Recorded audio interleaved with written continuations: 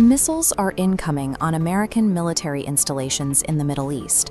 At the exact same moment, the President of the United States is shouting profanities at his closest regional ally over a secure line. Iranian-backed forces claim to have successfully struck the headquarters of the United States Fifth Fleet in Bahrain, with Trump questioning Netanyahu's strategy in Lebanon. These two crises aren't happening in isolation. American deterrence in the Middle East is facing a simultaneous collapse across two distinct fronts. Washington is caught in a pincer. On one side, it is physically engaged in a kinetic shadow war with Tehran. On the other, it appears to have lost political control over a rogue ally, whose regional escalations are actively undermining American diplomatic goals. The military escalation began in the Strait of Hormuz. The Iranian Revolutionary Guard Corps claims that a U.S. warplane targeted one of their oil tankers, causing significant damage to the engine room. Retaliation was swift.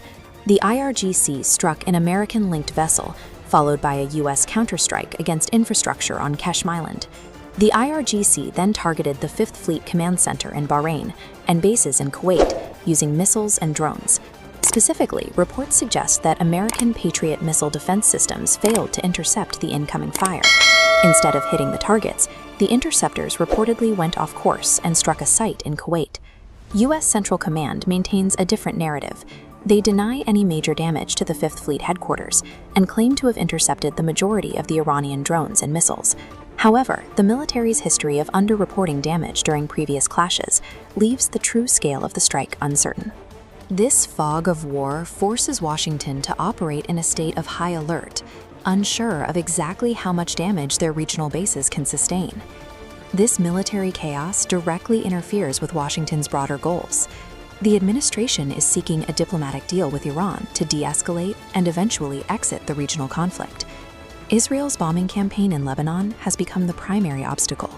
The intense strikes on Beirut threaten to push Iran away from the negotiating table permanently. This triggered the explosive confrontation reported by Axios and CNN. Trump reportedly called Netanyahu, using profanities to demand an explanation for the bombing campaign, claiming the Israeli leader was acting out of control. Trump then turned to a very specific form of leverage. He reminded Netanyahu of his previous political support, reportedly telling him, "You'd be in prison if it weren't for me."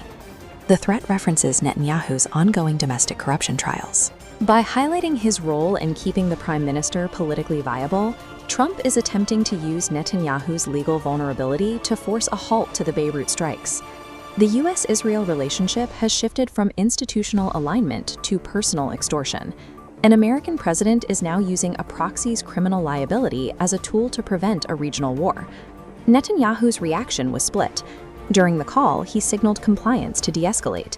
Yet immediately after, he issued a public vow that Israel would continue operations in Lebanon until its security goals were met, regardless of American pressure. This fallout highlights several strategic realities. First, the U.S. and Israel are now openly misaligned on regional military strategy.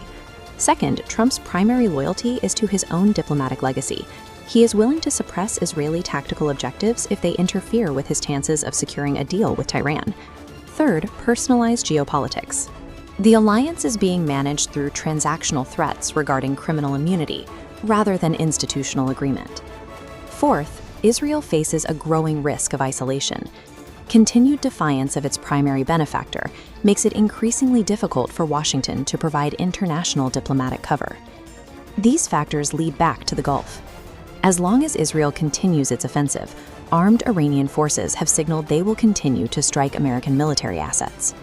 The United States is left in a reactive posture, intercepting incoming missiles, provoked by an ally that no longer follows Washington's lead. Even with its massive military presence, the superpower is struggling to dictate the pace of the very conflict it is trying to end.